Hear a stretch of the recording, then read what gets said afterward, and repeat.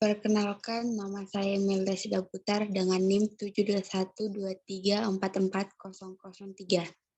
Di sini saya akan menjelaskan tentang pengertian surat dinas, syarat surat dinas, fungsi surat dinas, dan struktur surat dinas. Yang pertama itu ada pengertian surat dinas.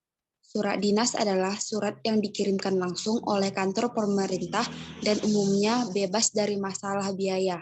Apabila disederhanakan, pengertian surat dinas adalah alat komunikasi dalam sebuah instansi atau lembaga.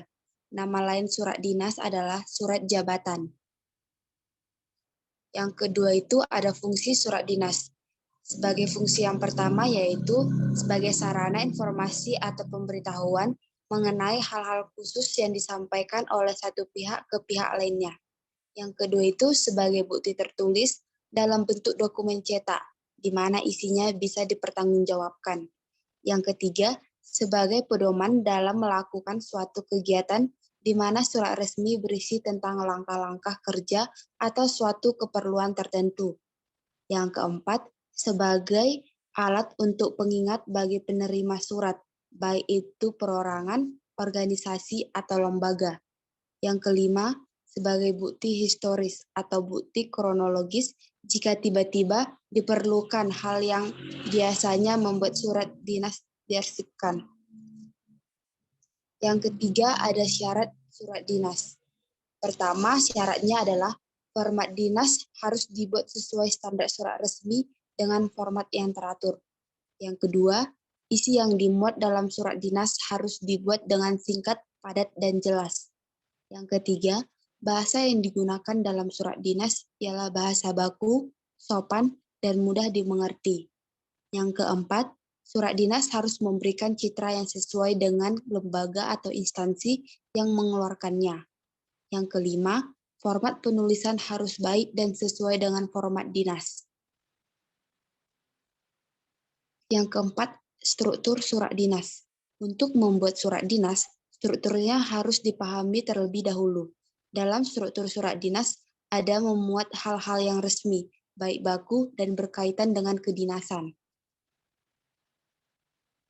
Berikut adalah struktur surat dinas. Yang pertama itu kepala surat atau kop surat.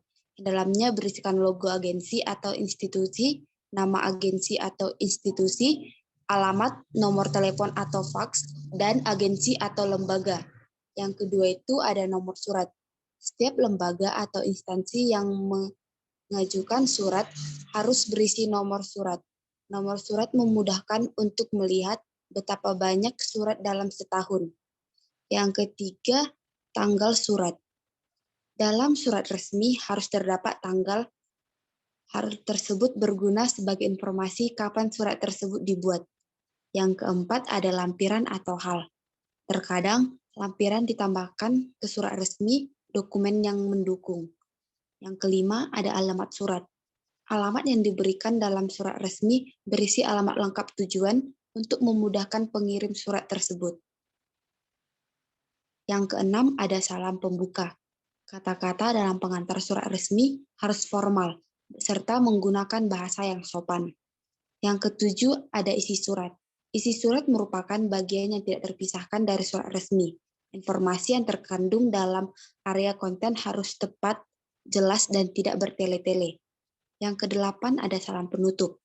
Terlepas dari salam pembuka, selalu ada salam penutup untuk menunjukkan perilaku yang baik dalam komunikasi melalui surat resmi. Yang kesembilan, tanda tangan pengirim surat. Bagian ini dimaksudkan untuk memasukkan nama dan merek kotak surat pengirim atau tanggung jawab pemilik. Dan yang terakhir ada tembusan. Salinan atau tembusan dapat dilakukan jika surat resmi ingin diketahui pihak lain. Demikian penjelasan saya mengenai surat dinas. Atas perhatiannya, saya ucapkan terima kasih.